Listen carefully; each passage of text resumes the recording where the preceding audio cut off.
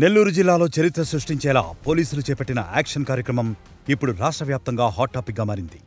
రౌడీయిజానికి, నేరాలకు ఇకపై స్థానం లేదంటూ జిల్లా ఎస్పీ శ్రీమతి అజిత గారి ఆదేశాలతో పోలీసులు సరికొత్త పంథాను ఎంచుకున్నారు. నగరంలో నమోదైన రౌడీ షీటర్లను గుర్తించిన పోలీసులు వారిని సాధారణ ప్రజల కళ్ల ముందే రోడ్డుపై ఊరేగించారు. నెల్లూరులోని బీఆర్సీ సెంటర్ నుండి గాంధీ బొమ్మ వరకు రౌడీ షీటర్లను అంకుశం సినిమాలో రాజశేఖర్ రామిరెడ్డిని నడిపించుకుంటూ పోయినట్లు నడిపించారు. ఇది కేవలం హెచ్చరిక కాదు, నేరస్తుల గుండెల్లో భయాన్ని నింపే విజువల్ వార్నింగ్.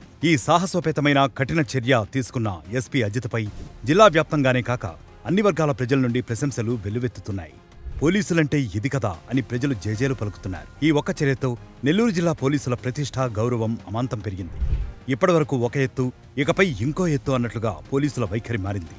ఇక కౌన్సిలింగ్లు, వార్నింగ్లు కాదు, నేరుగా పోలీస్ కోటింగ్ ఖాయమని స్పష్టం చేశారు. ఈ చర్యలతో రౌడీలు, గుండాలు, నేరగాళ్ల గుండెల్లో గుబులు మొదలైంది. కత్తులు, నేరాలు వదిలేకపోతే వారి కౌంట్ డౌన్ మొదలైనట్లేనని పోలీసులు హెచ్చరించారు.